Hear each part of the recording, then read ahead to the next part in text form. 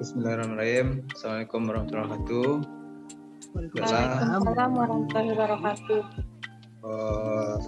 Pada kesempatan hari ini kita akan membacakan materi tentang tanggap bencana yang bertema pertolongan pertama psikologis pasca bencana alam.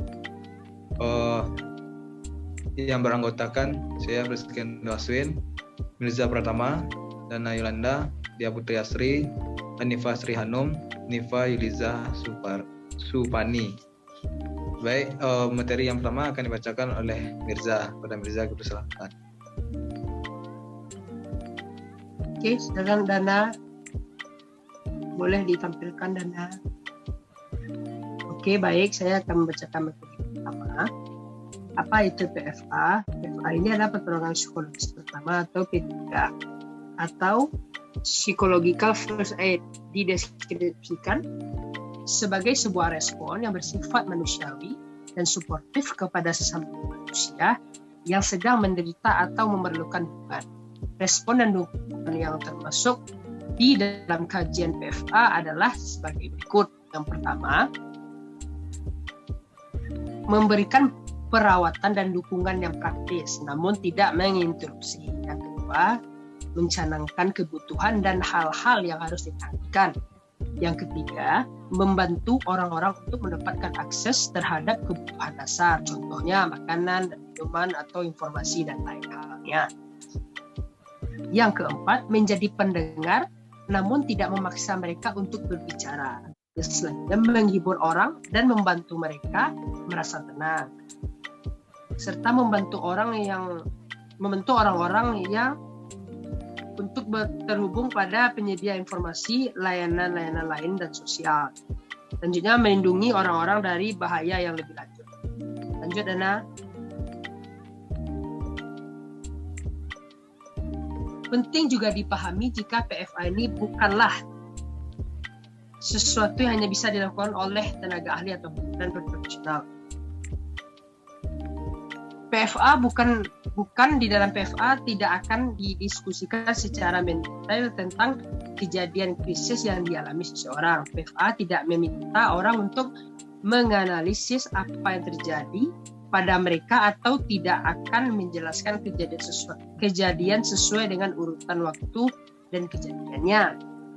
Walaupun relawan yang memberikan PFA akan berupaya untuk menjadi pendengar bagi orang yang terdampak, namun relawan tidak boleh memaksa orang-orang itu untuk menceritakan perasaan dan reaksi mereka terhadap suatu kejadian bencana atau krisis. PFA ini adalah sebuah bentuk alternatif untuk psychological debriefing yang ternyata dianggap kurang efektif.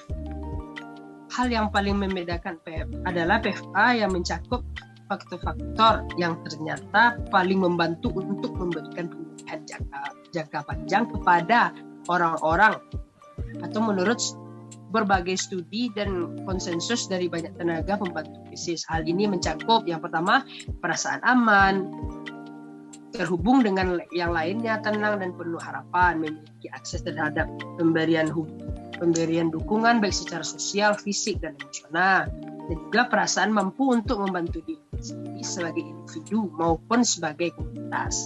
Lanjut, Dan.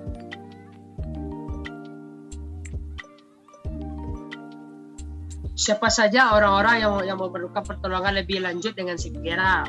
Yang pertama adalah orang-orang yang segera serius dan mengancam jiwa sehingga membutuhkan pertolongan gawat darurat medis. Orang-orang yang sangat terpukul sehingga mereka tidak dapat mengurus dirinya sendiri atau anak-anaknya. Selanjutnya, orang-orang yang memiliki kemungkinan untuk menyakiti dirinya sendiri atau orang-orang yang memiliki kemungkinan dapat menyakiti orang lain. Lanjut, Dan.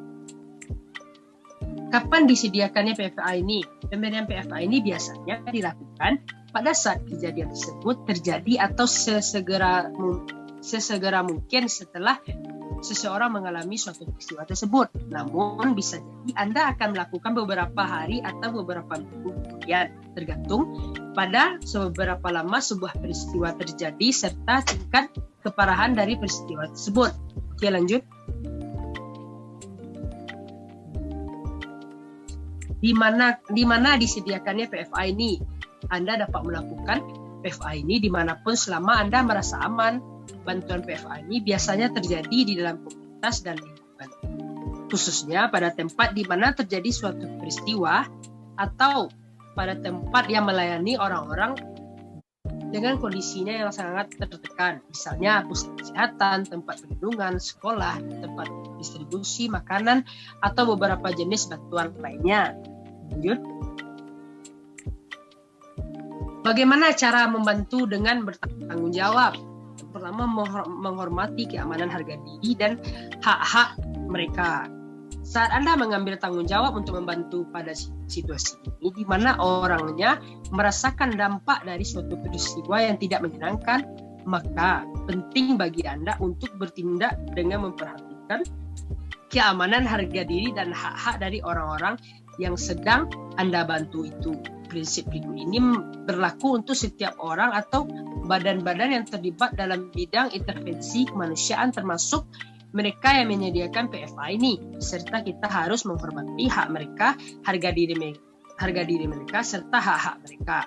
Lakukanlah yang pertama, jujur dan dapat dipercaya. Yang kedua, hormati hak orang lain untuk mengambil keputusan. Yang ketiga, waspadai dan bersikap peka. Singkirkan asumsi-asumsi pribadi untuk menghindari bias. Yang keempat, jelaskanlah kepada orang-orang bahwa meskipun mereka menolak bantuan pada saat ini, mereka tetap dapat mengakses bantuan di lain waktu. Yang kelima, jika memungkinkan, hargai privasi dan kerahasiaan cerita seseorang. Selanjutnya, berperilakulah secara baik dengan mempertimbangkan budaya, usia, dan jenis kelamin seseorang. Mungkin saya kembalikan pada moderator.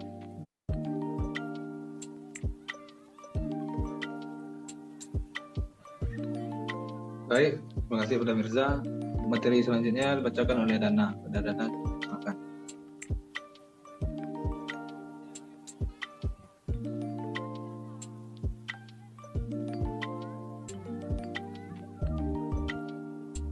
Baiklah, saya akan melanjutkan presentasi yang dibacakan oleh teman kita, yaitu Mirza. Kita lanjut. Hindarilah. Yang pertama, jangan mengambil keuntungan dari peran Anda sebagai penolong dalam berhubungan dengan orang lain. Yang kedua, jangan meminta uang maupun imbalan lain sebagai balasan dari bantuan yang telah Anda berikan. Yang ketiga, jangan memberikan janji-janji dan informasi palsu. Yang keempat, jangan melebih-lebihkan kemampuan Anda. Yang kelima, jangan memaksakan untuk memberi bantuan kepada orang lain, apalagi sampai memaksa dan bersikap lancang. Yang keenam, jangan memaksa seseorang untuk bercerita kepada Anda. Dan yang ketujuh, jangan membagi cerita seseorang dengan orang lain. Dan yang terakhir, jangan menilai dan memberikan cap kepada seseorang atas perilaku dan perasaan yang mereka. Sesuaikanlah perilaku Anda terhadap budaya seseorang. Peristiwa krisis seringkali menimbulkan dampak pada populasi dengan berbagai latar belakang budaya yang berbeda, termasuk etnis, minoritas, dan masyarakat yang terpinggirkan atau marginal. Budaya menentukan cara kita berrelasi dengan orang-orang serta memahami hal-hal yang baik ataupun tidak baik untuk dilakukan dan dikatakan. Pakaian yang pertama, harus saya berpakaian secara khusus atau sesuai dengan budaya masyarakat setempat agar terlihat sopan. Apakah masyarakat terdampak suatu peristiwa krisis akan membutuhkan pakaian-pakaian tertentu untuk melindungi harga dirinya? Dan dari bahasa, bagaimana cara mengucapkan salam pada orang-orang di suatu lingkungan tertentu? Bahasa apa yang digunakan oleh mereka?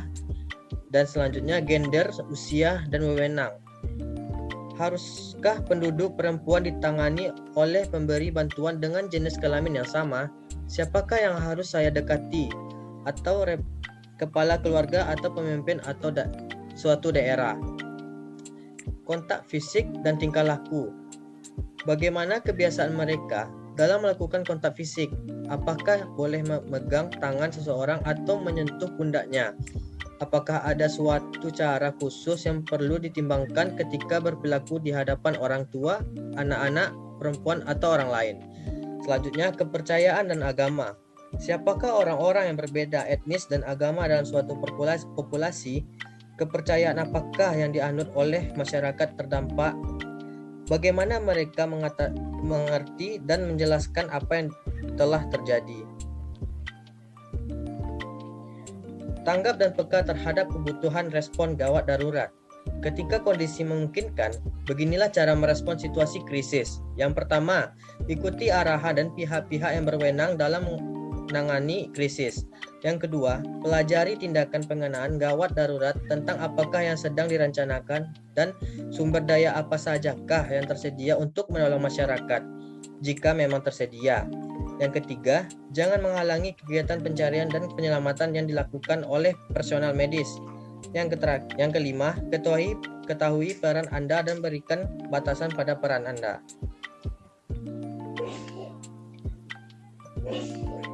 Selanjutnya, memberikan PFA. Komunikasi yang bagus. Cara Anda berkomunikasi dengan seseorang yang berbeda pada kondisi tertekan sangatlah penting. Orang yang mengalami krisis bisa jadi dalam keadaan yang sangat terpukul, cemas, atau bingung. Beberapa orang bisa jadi menyalahkan dirinya atas hal-hal yang telah terjadi saat peristiwa krisis. Tetap tenang dan menunjukkan kepedulian dapat membantu orang-orang yang mengalami stres untuk merasa lebih aman, dimengerti, dihormati, dan dipedulikan dengan baik. Persiapan pelajari situasinya atau prepare. Yang pertama, mempelajari situasi krisis, mempelajari layanan dukungan, dan mempelajari keselamatan dan keamanan. Penata laksanaan PFA. Yang pertama, lihat, dengar, dan hubungkan. 3 hal yang mendasar mengenai standar operasi PFA adalah lihat, dengar, dan hubungan. Sistem penatalaksanaan atau standar operasional produser atau SOP. Ini akan membantu serta mengarahkan Anda untuk melihat dan memasuki area krisis dengan aman, mendekati warga terdampak dan memahami mereka, serta menghubungkan mereka dengan bantuan dan informasi yang dibutuhkan. Orang-orang akan bereaksi dengan cara-cara tertentu pada saat terjadinya krisis. Contohnya seperti ini: menunjukkan gejala fisik, gemetar, sakit kepala, kelelahan, hilangnya selera makan, nyeri dan kesakitan, menangis, bersedih, depresi, atau berduka. Cemas atau takut, menjadi sangat waspada atau gelisah. Khawatir akan terjadi hal yang sangat buruk. Insomnia atau mimpi buruk. Mudah tersinggung atau marah. Merasa bersalah dan malu.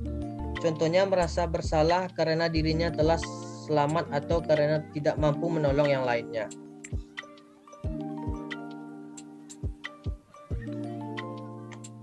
Orang-orang yang memerlukan perhatian khusus pada suatu krisis. Yang pertama, anak-anak atau termasuk remaja. Terutama mereka yang terpisah dari sosok pengasuhnya. Mungkin perlu dilindungi dari pelecehan dan eksploitasi. Mereka juga akan membutuhkan bantuan dari sekitar mereka untuk mendapatkan kebutuhan dasar mereka. Yang kedua, orang-orang dengan stabilitas fisik, mental, atau penggunaan kesehatan akan membutuhkan bantuan khusus untuk dapat menjangkau area yang aman, terhindar dari pelecehan, dan mengakses bantuan kesehatan atau layanan lain. Hal tersebut juga berlaku pada orang lanjut usia, wanita hamil, orang-orang dengan penggunaan mental, atau orang memiliki gangguan penglihatan dan pendengaran. Yang tiga, orang-orang yang berisiko terkena diskriminasi atau kekerasan, contohnya perempuan dan orang-orang dari etnis tertentu. Mereka membutuhkan bantuan agar tetap dalam kondisi aman dan mendapatkan akses untuk bantuan yang tersedia. Maka dengarlah. Pertama, dekatilah orang-orang yang mungkin memerlukan bantuan. Yang ketiga, tanyakan kepada orang-orang mengenai apa yang mereka butuhkan serta kekhawatiran mereka. Dan yang terakhir, dengarkanlah cerita mereka dan tenangkanlah mereka. Baik, saya akan kembalikan ke moderator.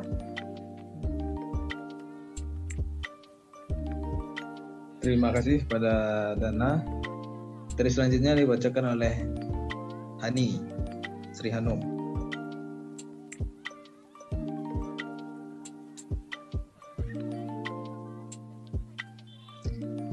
Dekati orang-orang yang mungkin membutuhkan bantuan. Yang pertama, dekatilah orang-orang yang mungkin memerlukan bantuan.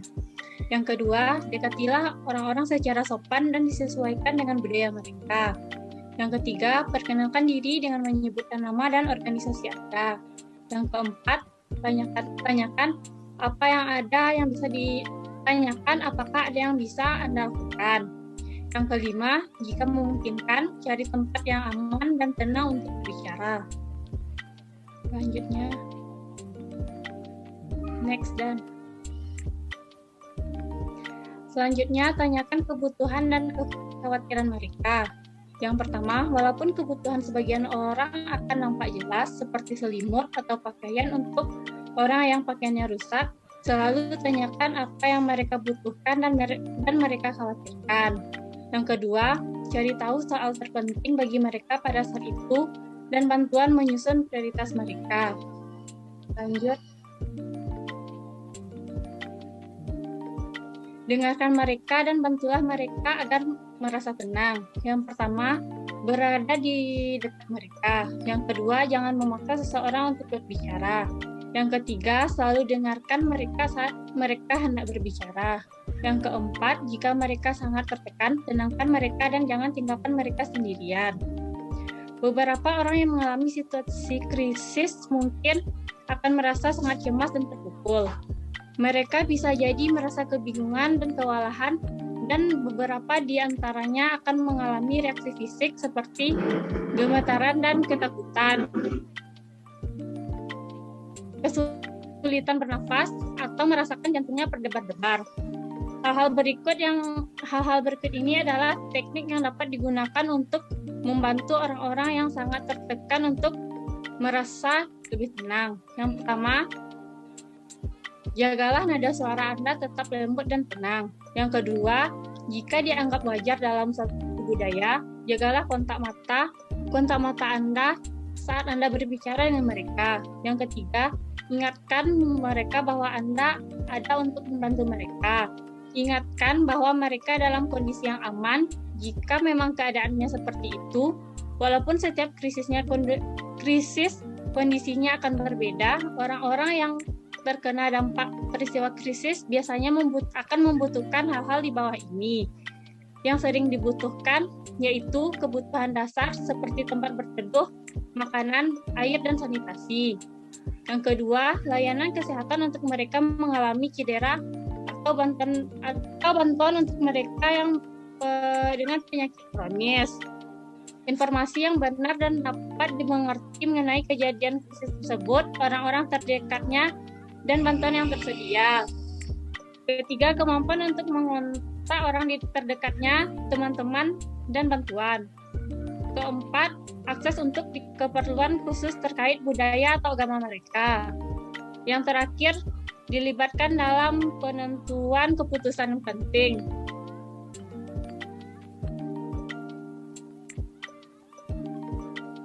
Bantuan mereka mendapatkan akses untuk layanan dan kebutuhan mendasar. Sesegera mungkin setelah peristiwa krisis terjadi, cobalah untuk membantu seseorang yang terdampak untuk dapat menemui kebutuhan dasarnya sesuai keinginan mereka. Contohnya, makanan, air, tempat bernaung, dan sanitasi. Yang kedua, pelajari kebutuhan khusus yang mungkin dimiliki oleh seseorang. Contohnya, penanganan kesehatan, pakaian, atau peralatan makan untuk anak-anak seperti botol dan gelas. Cobalah untuk menghubungkan mereka dengan bantuan yang tersedia. Yang ketiga, pastikan bahwa orang-orang dengan kondisi yang rentan dan komunikasi marginal tidak terlewatkan dalam mendapatkan bantuan. Yang keempat, kunjungi mereka kembali apabila Anda menjanjikannya. Selanjutnya saya kembalikan kepada moderator. Baik, materi selanjutnya akan dibacakan oleh Nifa. Nifa, silakan. Baik, kemudian kita lanjut kepada bantuan mereka mendapatkan akses untuk layanan dan kebutuhan mendasar. Pertama, sesegera mungkin setelah peristiwa krisis terjadi, cobalah untuk membantu seseorang yang terdampak untuk dapat menemui kebutuhan mendasarnya sesuai keinginan mereka. Contohnya, makanan, air, tempat bernaung, dan sanitasi. Kedua, pelajari kebutuhan khusus yang mungkin dimiliki oleh seseorang, contohnya penanganan kesehatan, pakaian, atau peralatan makan untuk anak-anak.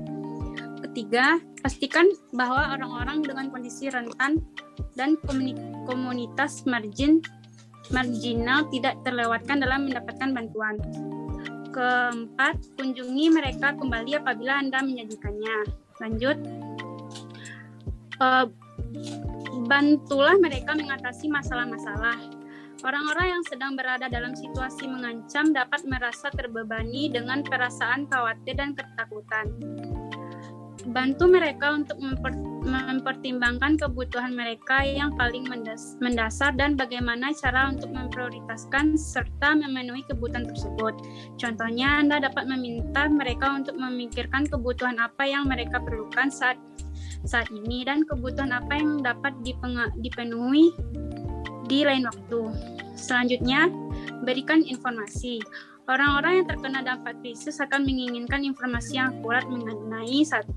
Kejadian tersebut, 2. Kondisi orang-orang terdekatnya dan orang-orang yang berdampak, 3. Keamanan mereka, 4. Hak-hak mereka, dan yang kelima, bagaimana cara mendapatkan bantuan dan kebutuhan mereka. Mendapatkan informasi yang akurat pasca terjadinya krisis dapat menjadi hal yang sulit. Keadaan dapat berubah akibat adanya informasi terbaru. Anda tidak diharuskan mempunyai semua jawaban atas semua pertanyaan pada saat itu. Namun, jika keadaan memungkinkan, lakukanlah. 1.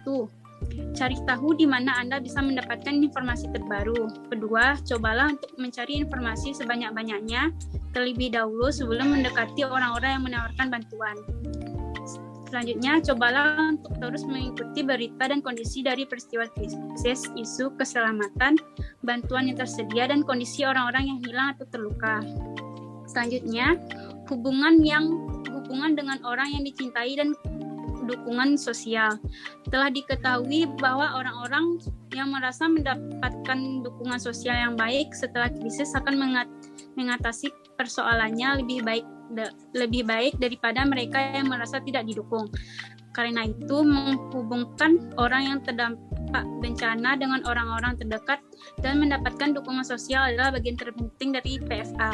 Kemudian, bantu agar keluarga tetap bersama, menjaga anak-anak bersama orang tua dan orang-orang terdekatnya. Ketiga, bantu orang terdampak bencana dapat menghubungi teman dan kerabatnya sehingga mereka bisa mendapatkan dukungan, misalnya bantuan mereka menelpon orang terdekatnya. Selanjutnya, mengakhiri bantuan Anda. Jelaskan kepada orang-orang terdampak bahwa Anda akan mengakhiri bantuan dan meninggalkan lokasi. Jika ada relawan lain yang akan membantu mereka sejak saat itu, maka perkenalkan mereka kepada relawan baru tersebut. Jika Anda telah menghubungkan orang-orang terdampak bencana yang telah Anda layani dengan bentuk layanan ini, maka beritahu mereka apa yang harus ditindaklanjuti dan apa bantuan yang dapat diharapkan berikutnya.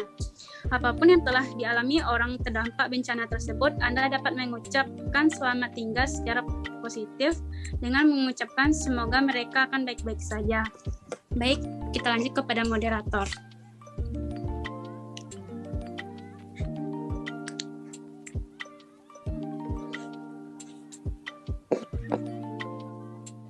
Baik, terima kasih pada Nifa.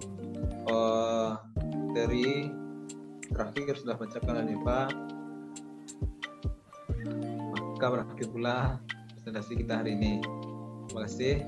Assalamualaikum warahmatullahi wabarakatuh. Waalaikumsalam warahmatullahi wabarakatuh.